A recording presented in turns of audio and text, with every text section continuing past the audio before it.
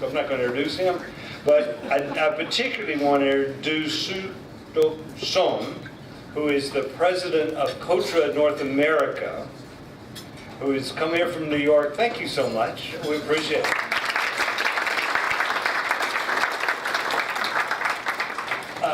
Vincent Liu, the Director General of TACO in Atlanta, I don't see him standing up, so where'd you go, Vincent? You're here in his place. Okay. Well, thank you. Appreciate it. Abby Tirano is the Deputy Commissioner of the Georgia Department of Economic Development and the Chief of Protocol for the state of Georgia, which is really a cool title. And Hilda Lockhart is sitting next to her. Hilda is with the Alabama Department of Commerce. Drove up from Montgomery this morning, and Hilda and Abby are friendly rivals. One's promoting Georgia, the other one Alabama, but I understand y'all get along just fine, so I'm glad you're sitting next to each other. And we've got somebody I want to introduce today who I'm just so delighted he is here, and that is Lieutenant General In Bom Chun from the Republic of Korea Army.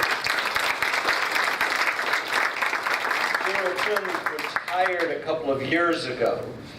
He's now a scholar at Georgia Tech right now for the next few months. But here's what you need to know, is that he was awarded the Bronze Star by the United States Army for his service in Iraq in 2005. And I want to thank you so much.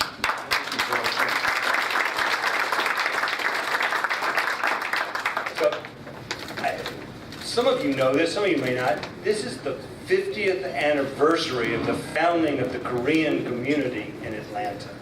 The 50th anniversary, which started with, I think, 3 people, and now is way over 100,000, and growing. And it's not just people, it's businesses and investment, and we are so glad to be part of that. The business of Atlanta is business, Greg Lesser has told me. Did I have that right, Greg? And we're always proud and bragging about how many consulates there are in Atlanta and how many trade offices there are in Atlanta.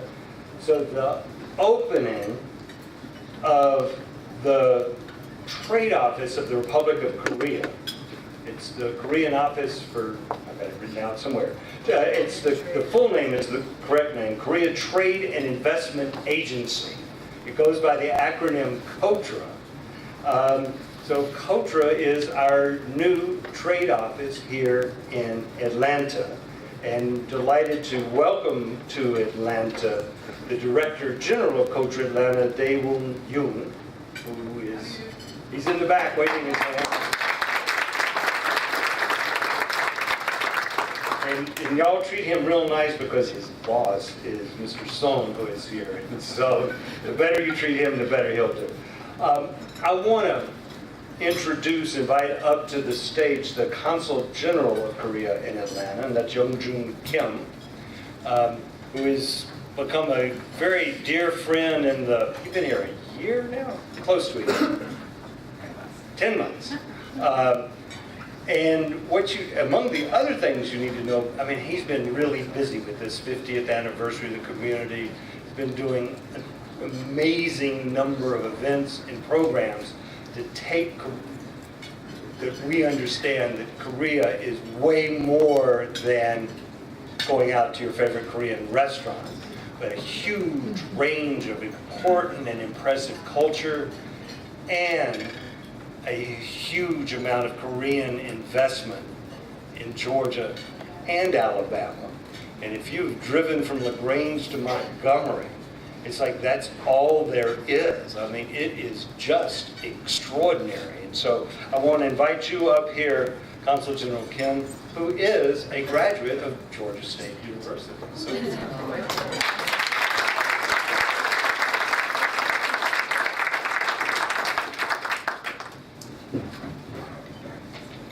good afternoon, ladies and gentlemen. Yeah, welcome to today's luncheon discussion, Korea, South Korea, expanding opportunities for business. First, I'd like to express my sincere appreciation to Ambassador Shapiro for organizing this event.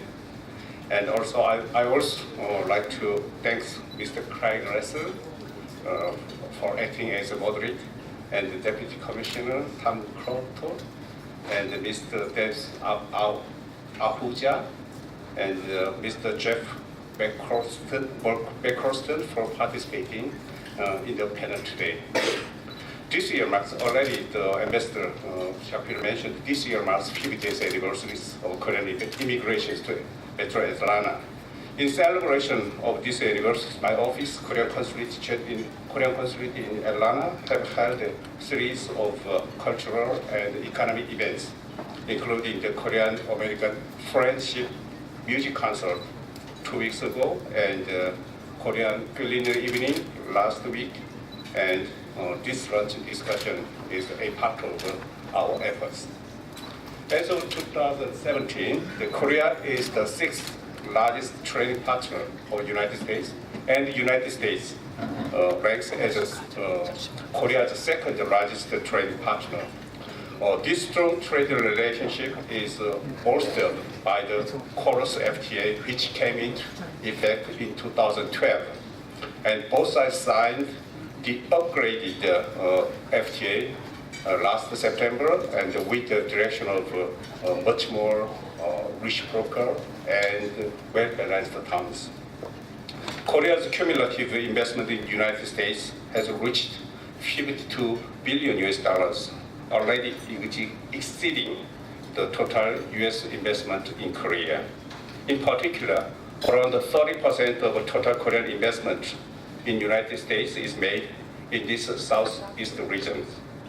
Almost 200 Korean companies, including Kia Automobiles and Hyundai Automobiles, have made significant investment and created more than 35,000 jobs. Korean investment in this region is new, beginning just 10 years ago, but the volumes and the speed of Korean investment is so fast and widespread. I have heard about the new Korean investment in this region almost every month. Solar company, the Hana Qcells announcement to invest the $150 billion near Dalton, and the automobile body frame supplier, Seven America's expansion of $160 billion investment near Lagrange. Are less examples of this investment. At the same time, many U.S. companies such as UPS and Novelis have successfully expanded their business in Korea. Recently, Atlanta-based fast food chain Arby's announced a plan to invest in Korea. I hope that more U.S. companies in this region will explore having a presence in Korea. Under these circumstances, the reopening of cultural offices in Atlanta this year is most timely and relevant. Cultura is Korea's national trade promotion organizations working to facilitate international trade and investment. Cultural offices have Korean exporters and investors build a local network with potential business partners, and also provide information to local businessmen about opportunities in Korea.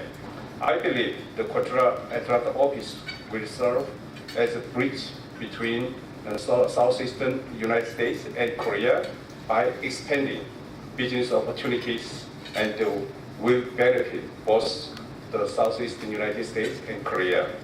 As we have maintained a robust economic partnership between our two countries, I anticipate a strong trade and cooperation will continue to grow in the future.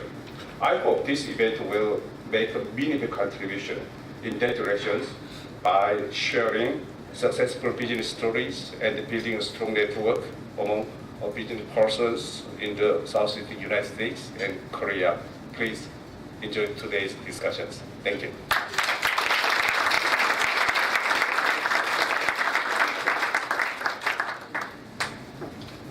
Okay, we're now, if we've got it queued up, we're going to have a short video about the dynamic South Korean economy.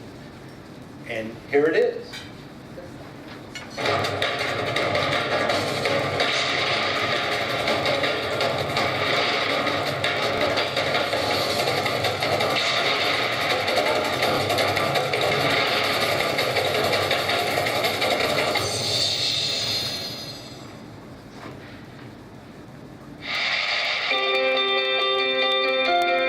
What's the greatest thing about Korea? It's creative and innovative people. The people in Korea work hard to find solutions, and they're the country's greatest resource. Korea is the place for talented people to nurture and hone their skills. The Korean people are always eager to learn and discover new things. People who work together to reach a common goal. Behind the country's great growth are its great people. Experience Korea. Experience global talent.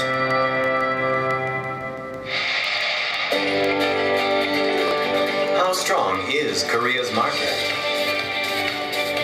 As an economic partner of 52 countries, Korea is your bridge to other parts of the world. Here, we see the potential for greater growth. When you do business in Korea, you will have access to a mature global market with 1.5 billion consumers. That means if you experience success in Korea, you'll experience success around the world. Thanks to its globally recognized high-quality technology, Korea will soon lead us to the future through its innovations. Korea is the key to a larger market. Experience Korea. Experience its global network.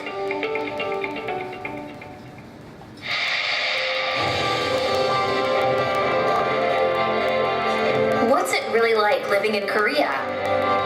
Convenient transportation and quick logistics bring people and countries closer together, making work and daily life a little more comfortable. And the rivers have always been a part of Korea's rich history. The streets of Seoul always shine bright and never sleep. Thanks to Korea's strong infrastructure, we can prepare to leap higher and further. Because of Korea's speedy mobile network, I can access anything, anytime. The more I get to know Korea, the more I find it attractive and comfortable. Here, I find myself anticipating new discoveries. Experience Korea. Experience global success. Probably the best thing is working with the Korean workforce. Korea has always been known to have the top results or the top, some kind of fighting spirit and passion that you don't see in other countries. And so that's how I see it too. And what is important, I think, from Korea, you can go to third country. You can enter many big markets thanks to the FTA. そういうところで、自動車関係ですと、全自動車だとか、そういうのも来ますので、そういうところの設備投資は確実に出てくるかなと。Korea is a truly technology leading market, but it's not only about technology, it's about all different kind of industries. The progressive nature of Korea makes Korea a perfect place for any company who wants to be in a leading position to use Korea as a starting point and accelerate into the rest of the world. Korea is your global link to success. Connect with Korea today.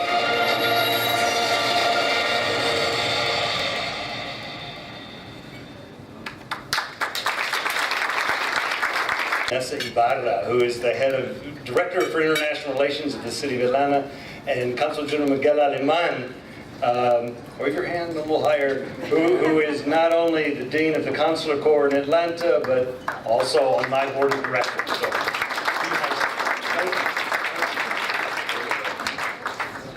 enjoy your lunch. Craig Lesser, who most of y'all know. If you don't, you should, and now you do. Craig is the managing partner of the Pendleton Group, but he's well known to a number of us for his service as the commissioner of the Georgia Department of Economic Development. And something significant with Kia happened while you were here, if I'm not mistaken. Yeah. Okay, good. Jeff McCorston. Wait, Jeff? Jeff is the president of Global Customs Brokerage at UPS. UPS has got a huge facility, actually multiple facilities in Korea, and has been there for over 30 years. Devinder Ahuja, known as Dev, is the senior vice president and chief financial officer of Novelis. He's worked and lived in Korea, both with Novelis, but you lived there when you were working for Novartis, right? So you've got long experience in Korea. Novelis has also been in Korea over 30 years, right? And Tom Croteau, waving his hand, is the Deputy Commissioner of the Georgia Department of Economic Development. I have to tell you, when we had a conference call this past Monday to sort of sort out who was going to do what, he was in Seoul. It was 7 in the morning here, so it was 7 in the evening there? 8, and you were at a restaurant eating Korean barbecue while we're drinking our coffee. Yeah, preparing for this, and he was laughing at us because he was having a lot more fun than the rest of us. Greg, over to you. Great. Thank you, Mr. Ambassador, and greetings to all. I have a question for those of you who are not Korean. That's about 4 of you. How many of you have been to Korea? Oh, fantastic. We're all family. This is great. So the Korean economy, the 4th largest in Asia, the 11th largest in the world. It's the miracle on the Han River. Global leader in consumer electronics, mobile, broadband, smartphones. And I discovered this morning. And I'm really proud of this. Of the automobile manufacturers in the world, Hyundai Kia is 3rd in the world after Toyota and the VW Group, but number 3. Of course, General Motors and Ford are 4th and 5th. Now, there has been a slowdown in the 3rd quarter, growing at 2% versus 2.8% in the previous quarter. 2018 figures I thought were interesting that I discovered. According to the World Bank, the ease of doing business, 4th in the world. In the United States, 6th in the world. Starting a business, 9th in the world. 49th in the United States. Enforcing contracts, number 1 in the world. 16th here in the United States. And last but not least, getting credit, 55th in the world, and here in the United States, 2nd. So to get us started, I thought the most recent visitor to Korea might tell us about the relationship between Korea and the state of Georgia. All right, thank you, Craig. My mic on? Yes. Yeah, there we go. So I was at the Maple Leaf House, if any of you have ever been there, having Korea barbecue, which was one of the finest meals I've ever had in Samcheongung, if I'm saying that correctly, which was absolutely wonderful. But you know, Georgia enjoys such a wonderful relationship with Korea and its companies and people. We have approximately 90 companies here that employ approximately 15,000 Georgians. And from what I understand, what I'm told, almost 150,000 Korean nationals that live mostly here in Atlanta. And those folks are such a big part of the draw for our economic development. You know, I kid that places like the H Market and some of the Korean restaurants here are really our best recruiters in economic development because they are so easily associated with home for companies and with the individuals that come to visit us. We've had an office in Korea since 1985. As a matter of fact, our main person there, Peter Underwood, who Craig knows so well from his time as commissioner, Peter was celebrating his 30th anniversary the day that we were there. So we're so proud of that longevity. You know, we see other states, whether it's Korea or some of the other markets, that tend to go in and out of markets as the political winds shift in their state and they have changes in administrations. And we're so proud in Georgia that we really, when we commit to a market, we stay there with our office and with our people.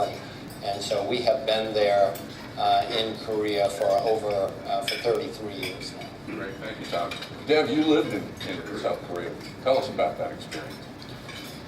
All right, so to all of you from Korea, a very warm, I'll say, yes, I did live in Korea, and I have some of my fondest memories of the life that I lived there. My children studied there.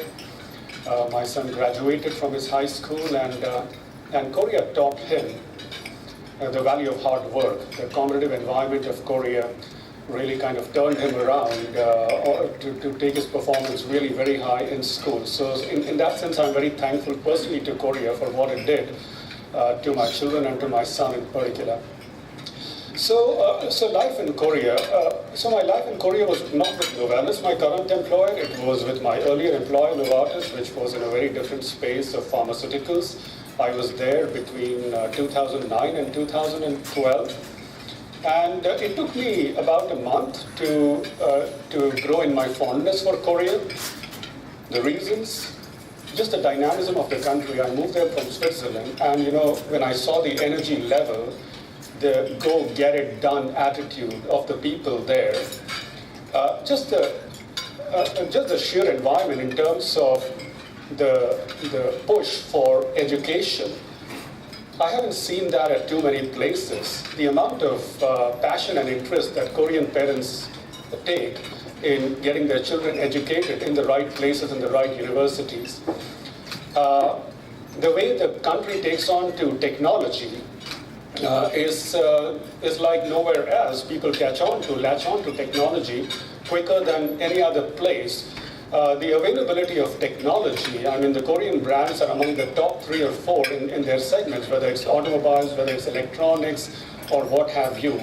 When I was in Korea, our company became it was first the second largest and then became the largest multinational, and so it was wonderful to have that growth journey in Korea. So really, in short, life in Korea, it's about the energy of the country, the dynamism, the ability to adopt to technology, just the hard-working spirit and the go-get-it-done attitude of the Korean. These were the kind of things that really made me so fond about Korea.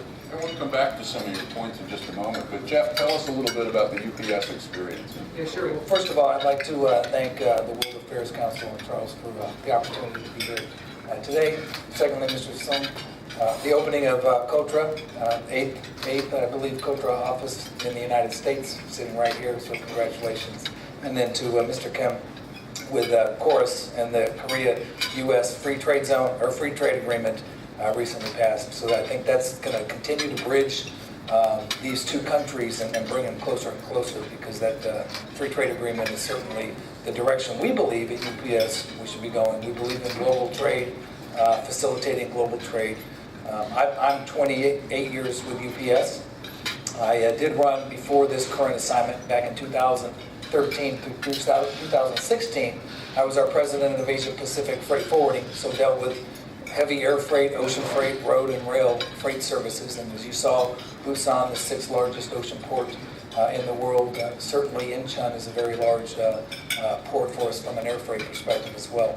Our ventures, we're 220 plus countries and territories with over 450,000 employees.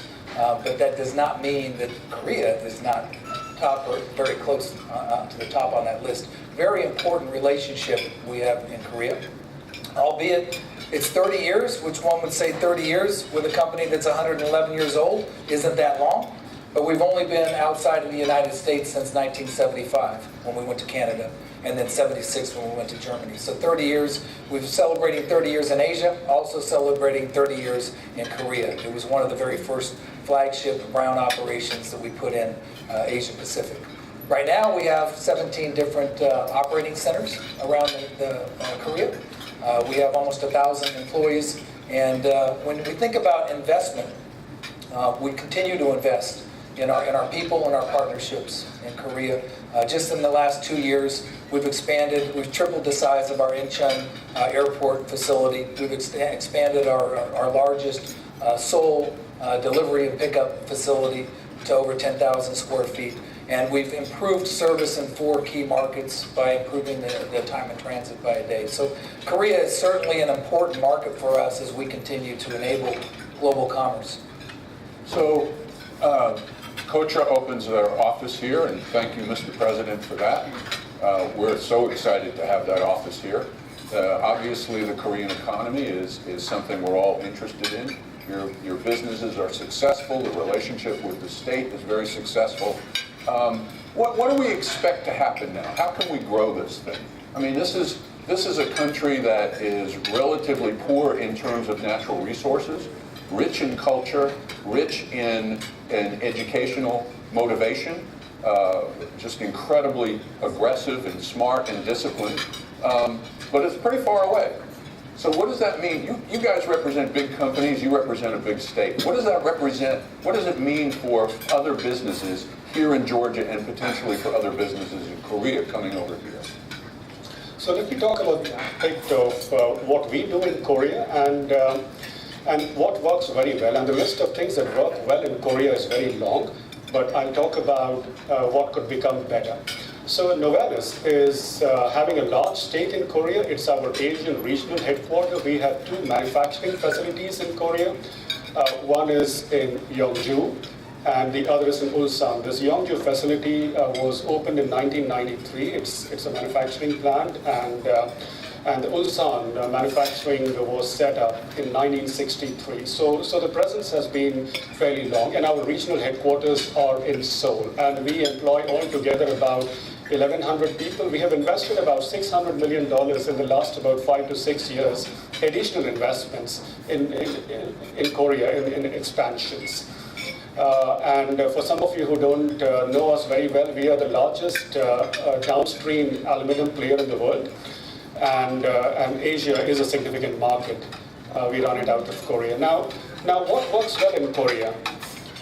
Some of the things that I said earlier actually apply to our business. Getting the right people who quickly adopt to new manufacturing practices, the discipline of the workforce, just the sheer energy that they put into their work is all really admirable. It's not so easy to find this at too many other places. I think Korea provides the infrastructure. It's so easy to manage logistics in Korea. The ports are efficient. The airport is among the best in the world. Incheon is, I would rank it among the top 2 or 3 in the world. So the list of things that work very well in Korea is very long. Now, when it comes to thinking about future, there's only one thing on our wish list, I would say, and that is the lack of flexibility when it comes to people and labor. It's about the 95% who work very well, but the 5% who don't are very difficult to deal with. The environment does not provide the flexibility to take disciplinary action on underperformers.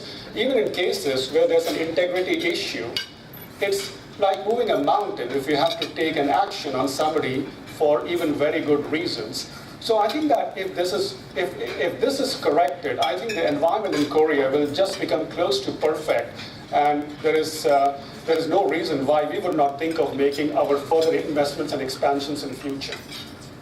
So, Craig, as you said, it's far from the United States. But if you're a global company or you're a multinational, U.S. or otherwise multinational, and you have a need to be in the Asian market, it's a great jumping off point. It's a great point to be able. We fly 67 jet aircraft in and out of Korea and Seoul Incheon Airport every week. And so we use that as our entry point and exit point for many of the other Asian markets. You look at how intra-Asia is growing, and the inter-Asian economies and the trade within those countries is continuing to grow. Seoul, Incheon, Korea is a great point of entry for those areas. You asked a question about why Korea. I would say from a business standpoint, we look at it, the keys to being successful in Korea are the 3 Ps. It's the people, the partnerships, and problem solving. And from a people standpoint, I told you we have almost 1,000 UPSers that are there. We've been there 30 years. Our last country manager was a day one employee, so there's longevity with the people. They stay with you as an organization as long as you continue to invest in them from a training and development perspective. Our current country manager, Harrison Park, is a 22-year UPS veteran and only 30 years in Korea. So again, longevity. When we go to the partnership side, we really enjoy, the Korean people are industrious, but they're also entrepreneurial.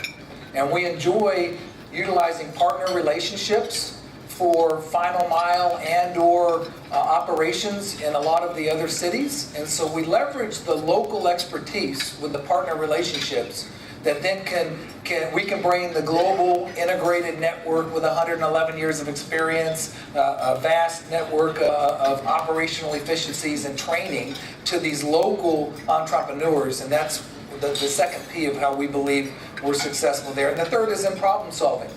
We continue to want to play win-win with regards to the customers that are in Korea. There's a very large trading lane right now in Korea to Vietnam, right? And so the needs were to be able to get improved time in transit. So we've been able to improve time in transit to all of Korea to Ho Chi Minh City by 1 day. And those are the customers challenging us in their need for their supply chain and us reacting. And when I say us, it's us with our people as well as our partners. So we've been talking, representing 2 major companies, 2 big companies. Tom, I would pose this to you. The Kotra office opening here to enhance trade and investment with Korea, going both ways. What do you think that means for small and medium-sized business and the potential for growth there? Yeah, and you mentioned before, how do you grow this thing further too? So it's all in the same vein. I think that the events like this, first of all, having our Kotra office here, having the Consul General here in Atlanta is such a big deal for our relationships, and really embracing and taking advantage of that is such an enormous advantage for a state like Georgia to reach out to those small and medium-sized businesses. Coming back, I guess on Tuesday night, flying on an A350 on Delta's direct flight from Seoul, absolutely fantastic. And that is such an asset for us to have that direct flight and that connection. That is so easy. When people come to the Southeast, they step off the plane here in Atlanta, and it's the first thing that they see. So these relationships are really the starting point for everything that we do in order to grow. So let's peel it back just a little bit and talk about real situations. So there are cultural differences between our 2 countries, and we add that southern aspect to it, which sometimes can add a little bit more of a challenge. I want to talk about not criticism so much as challenges.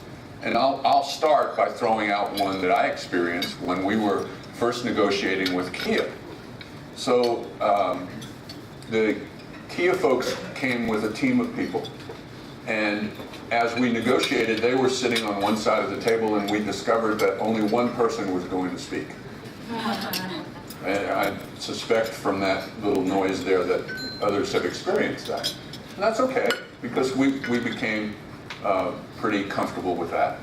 So we would negotiate during the course of the day, and at 5, 6 o'clock, we would break so that people could go have dinner and do what they need to do. For some of us, we went on to some other things.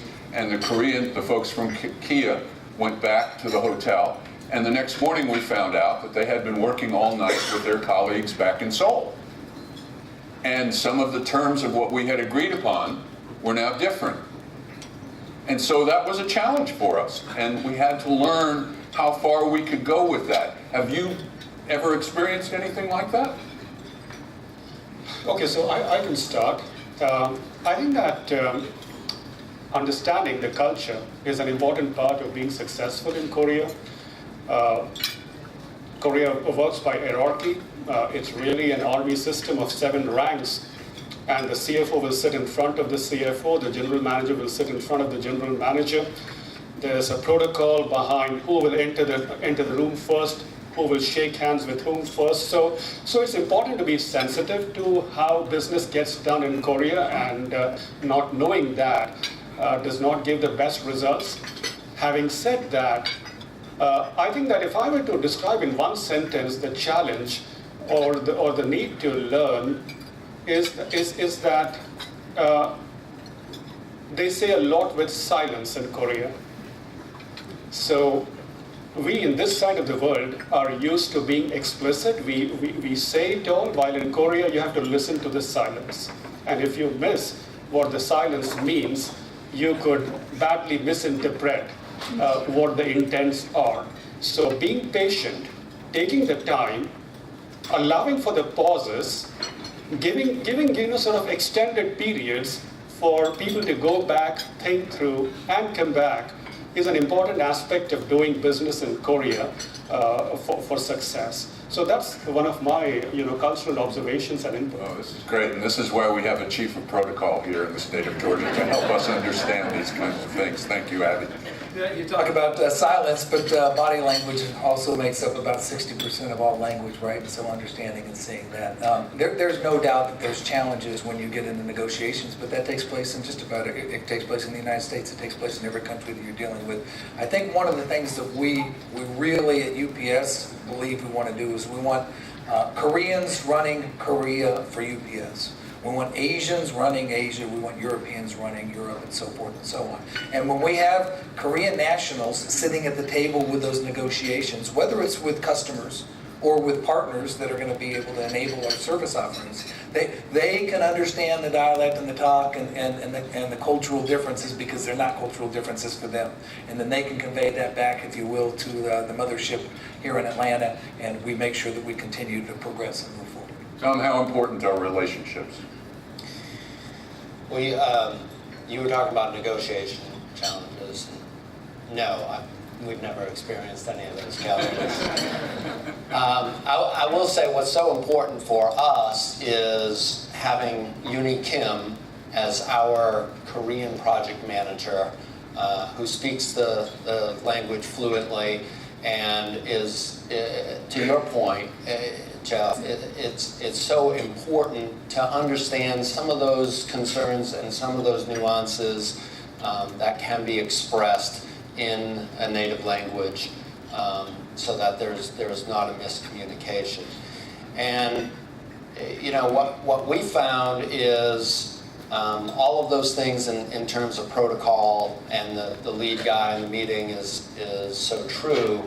And then you get through the meeting, and all the guys that have their own technical aspect of a project and what they're involved in, they're now coming out of the wings and trying to negotiate for their particular area of expertise, what they want to get out of the deal, and want to make sure that they have good standing with the company and the leader at the end of the day. So communication is such a big part of that for us, and again, why it's so important for us to have an office there in Korea, because we're able to have these conversations here, but we're able to have the follow-up conversations again a few hours later in Korea. I do recall one time when I was in Singapore, we got an award, or we believed we got an award for tens of millions of dollars of international air freight from a customer, but I needed to fly to Seoul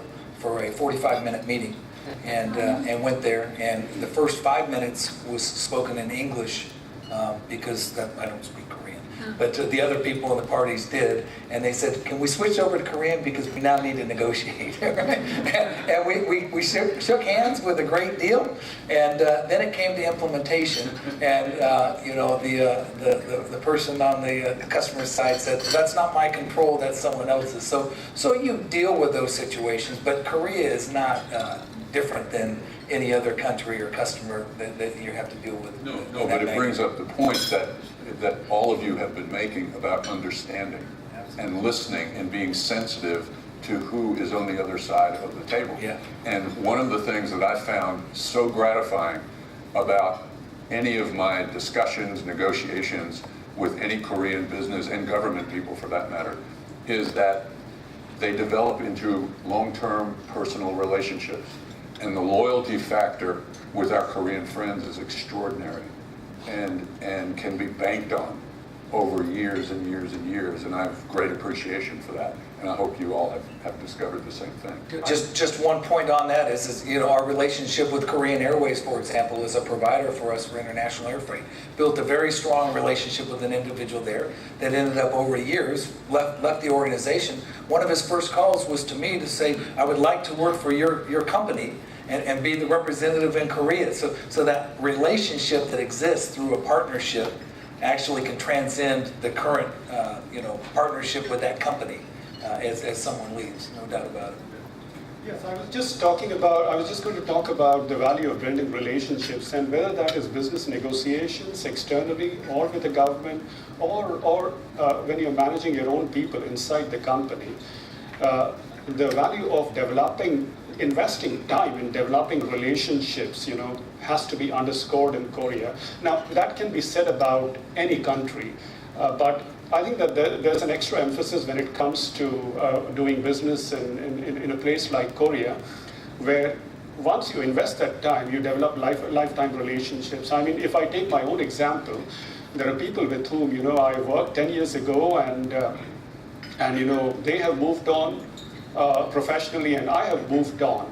But those relationships still stay because of the time that was invested in building them. Even today, when I go to Korea on my current business trips, I just don't find enough time, because there are so many people that I would like to meet, or people who want to meet with me. So that's the value of relationships that you develop in Korea, and one can really go on about how easy it becomes to do business once you invest that time in building those relationships. Well, and that's not only true in Korea with our Korean friends here, it's with folks who have been so helpful and supportive from the Korean American population here, like Sunny Park, who has always played an extraordinary role in bringing people together. Government, business, culture, education, and I thank you for that, Sunny. Over the years. Where does it go from here? What does Kotra need to do on their side, being here in Atlanta now, to encourage business and growth? What does Kotra need to do? We talked about what we need to be doing. So I think that Korea is located in one of the best places that one can be located. It's between the second largest economy in the world and the third largest economy in the world. Now, what can be a better place, to be? So the question to ask, and I asked that question about Korea many times, is that why is it that Korea is growing only like 3% when it's sitting next to a neighbor who is roaring away to glory? What needs to happen in order to get Korea to get its rightful share of growth with all the infrastructure, the education, the people, the talent, the technology that it has? I think that there are two things. One is ease regulations, whether it is tax regulations or whether it's in general, just the amount of time and effort it takes. With a lot of ambiguity. I'm being very straight and candid here, but the ambiguity of the regulations is something that's a barrier to doing business, to growing business further.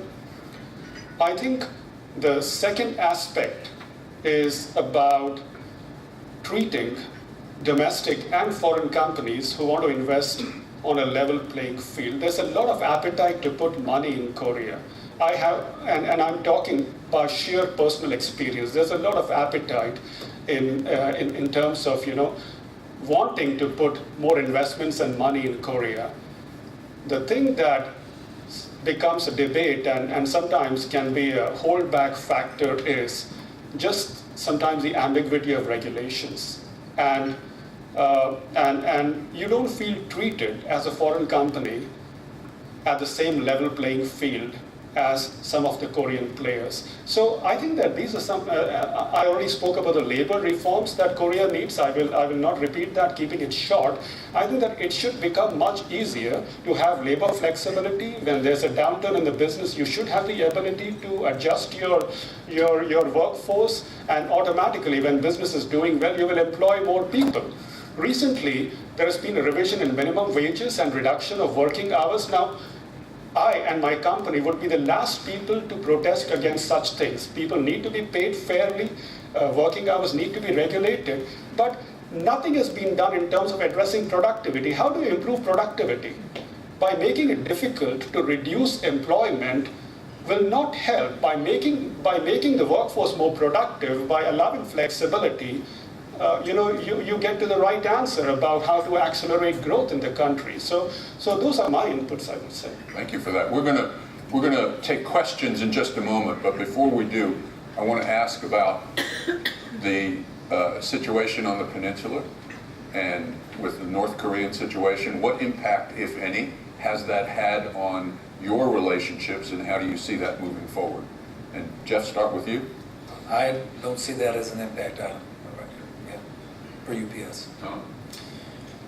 Whether it's the political situation on the peninsula or whether it's the talk about tariffs, we've tried to stay focused on the long term for the companies that are interested in doing business here, and vice versa, our companies that are looking to bring products to Korea. That really, if you're looking to take advantage of this consumer market by being here, or if you're a Georgia company that is looking to bring products to Korea, you really are focused on the 20, 30, maybe even 50-year long term, and that some of these things that are more short term really should not be a discouragement for you because of the strength of our ties and the two economies. Well, the political situation never bothered us. We really believe that things on the ground are very robust. And going back to my personal experience, when in 2011 there was a bombing by North Korea on one of the islands near Incheon, which was a small military base. I was right there in Korea, and a lot of my company people asked me, "Oh well, if you feel unsafe, you can decide to leave." I said, "No, I will not." I mean, I stayed put, and none of these things ever personally bothered me. I think that South Korea is a very safe place, and I don't think that things will reach to an extent where doing business will become difficult because of all these things. So, Craig, if I could, you asked, where do we go from here? And the Korea-U.S. free trade agreement that was just signed really allows both customs regimes to be able to work collectively. I think that's a very strong benefit for all U.S.-based organizations that do business to Korea.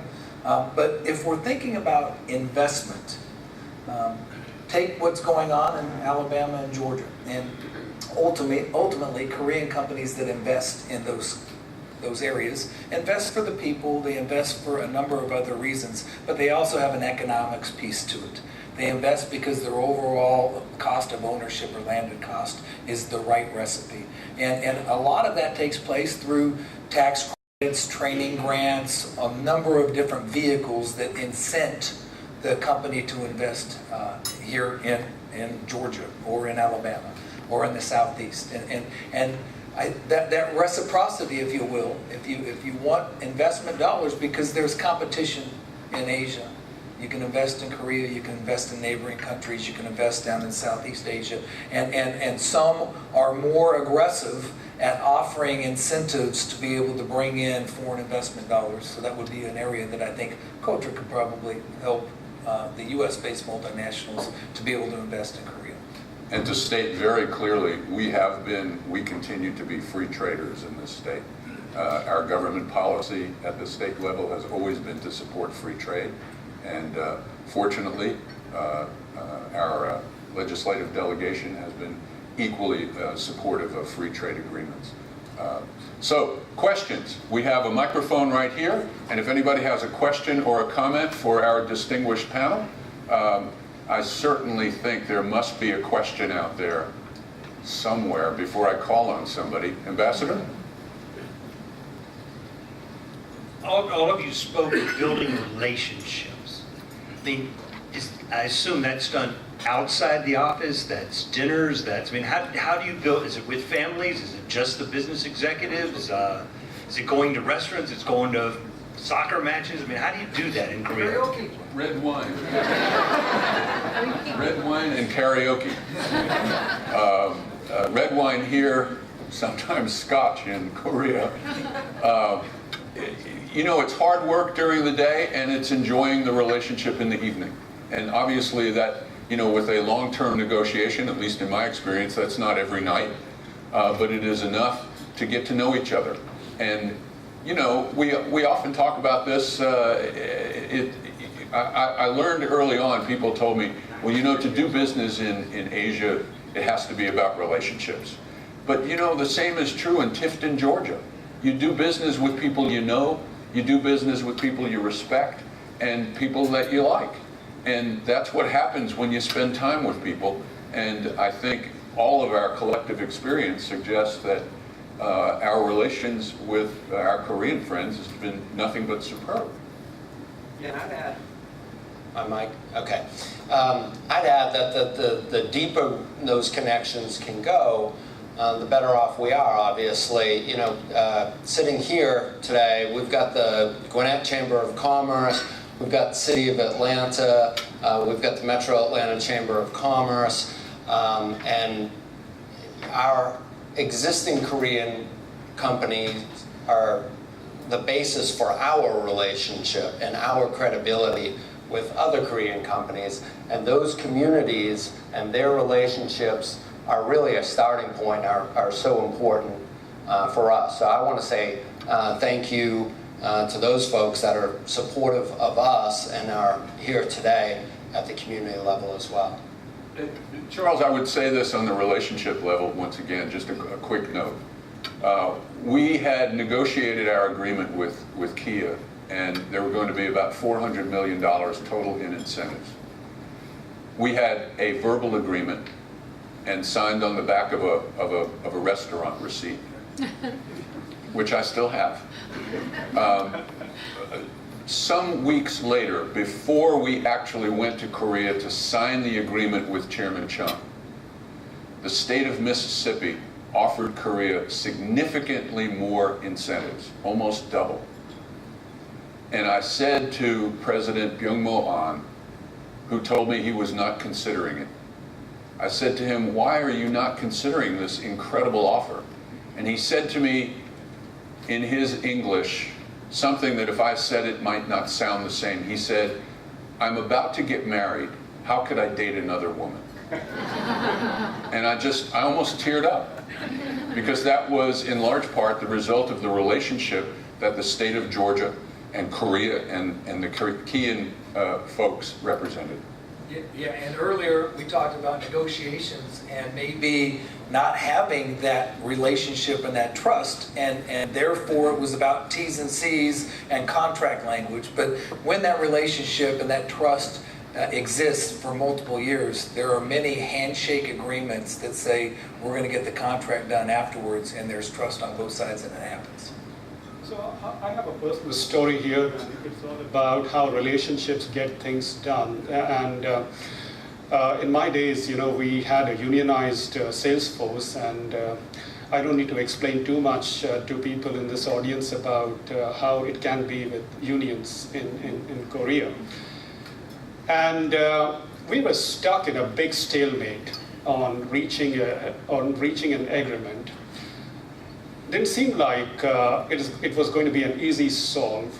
And then came our annual sales conference, and I and my general manager and our head of commercial were the negotiation panel on the management side. So then came this plan of action, Salesforce meeting, an off-site meeting. It was a 3-day meeting where I was one of the speakers, and I decided to read my speech in Korean. And, like it happens there, after the day's work was over, dinners and everything went on until 12 and 1. And again, people used to be back on their table at 7:30 the next morning, all smartly dressed. So nothing on the work side ever got compromised. But the point I'm getting to is that after the session was over and we got back to work, the agreement got done. Now, what was that? It was just the amount of trust and relationship that got built in just those days. They said, don't worry about the union leader, we will tell him now and we'll get it done. And the agreement was done way better than we ever thought. So that's just about relationships and what they can do. But you said something very important that we shouldn't gloss over. You did your whole speech in Korean. And even if you can learn a few Korean phrases at the beginning to utilize them, even though there was a line I used to use, I would speak a few words in Korean. And then I would say, for those of you who don't speak Korean, and those of you who do, let me tell you what I just said. But it breaks the ice. It shows that you're interested in their language. And that's true in any negotiation with a foreign competitor. But I found it particularly true dealing with our Korean friends. It was a sign of warmth that we were interested. And little things like that, I think, make all the difference. Questions? Back in the back, please. And we have 5 minutes because the ambassador tells me we have a fire drill at 2 o'clock, and we're on the top floor of this building, and we want to make sure we get out in time. Yes, ma'am. Yeah. So you mentioned that it's tough dealing with non-performing employees there. So from a practical standpoint, how do you handle those employees? The way that you handle that is by making sure that you document non-performance as much as you can, because if that is not documented, it becomes impossible, not difficult, it becomes impossible to do anything. And I think that the challenges we faced were on both sides. There was not enough documentation of underperformance or non-performance, which makes it really very difficult to do anything. But in cases where documents are properly maintained, where notes of discussions, minutes of discussions are kept, you still find a way to deal with it. There was one more question back there. I saw a hand raised. Hi, I have a question about regulatory differences between our FDA and the Korean FDA. We manufacture a device that's FDA registered here, and we've had a lot of help from the Georgia Department of Economic Development to find partners in Korea. But the hurdle that we're experiencing is that the KFDA views us as a higher level, or higher classification, and it's made it very difficult for us to to export because of that difference. So I guess my question is, can KOTRA do anything to help us sort of find some reciprocity there, or there's nothing in the free trade agreement, so I'm just hoping maybe you can pull a string and make that happen for me. Well, the president of KOTRA is right here at this table, and I would urge you, before we leave the room and before the fire drill, to make that connection. That would be very direct. I want to thank all of you for being here today. I want to thank the World Affairs Council for putting us all together, the Consul General, KOTRA. I also want to recognize someone who has been a huge supporter on different levels in his political career, and that's former Attorney General Sam Olens, who has really helped us so many times. And thank this panel, great folks. Thank you for what you do every single day. Don't go away yet. Don't go away. I want to thank all of you. Craig, you're a fabulous moderator. I assume everybody knows this. Never heard Craig before. He's never at a loss for words. Always has the right question. And you're terrific. So thank you. And to the panelists, I want to thank you. I mean, this was just like opening a window on how to do business in Korea. The opportunities and the challenges. And I want to thank you so much. I particularly want to thank our partners here, the Consulate General and the Consul General of Korea in the Southeast. Georgia is not his only job. And he and his team are traveling constantly through 7 states? 6 states, okay. Promoted you to 1 more state. And I want to welcome again Kotra to Atlanta and thank you for deciding that this economy here and in the partnership, the potential partnership between Georgia and Korea is promising enough for you that you've decided to make this investment in time and in personnel to open the office here. I just think that's great, and we all look forward to seeing that relationship grow. I want to thank Novellus in particular as a presenting sponsor and helping us put on this lunch. Thank you so much, Dev. And Louis Grabowski is out here somewhere. I saw him earlier. He's ducked out already. He doesn't want to get stuck in the elevator. He hosted a table for his students. I've got a bunch of my students here from my Executive MBA course. I want to thank y'all for coming. You all get A's. This was the right place to come. I was going to use this moment to promote a program that we had set for November 27th, which has now been postponed, with the Ambassador of Korea to the United States and the Ambassador of the United States to Korea. Unfortunately, the Korean ambassador has been summoned to the Blue House for consultations with President Moon during that week that we had this scheduled. We're going to do it again in the springtime. I promise you that.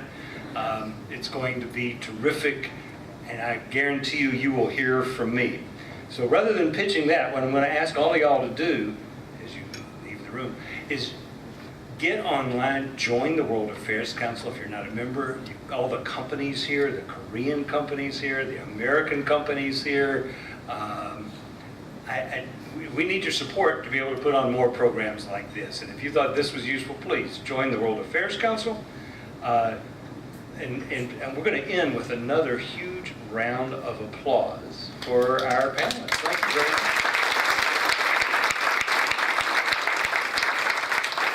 Thank you. I appreciate it. So we turn this on.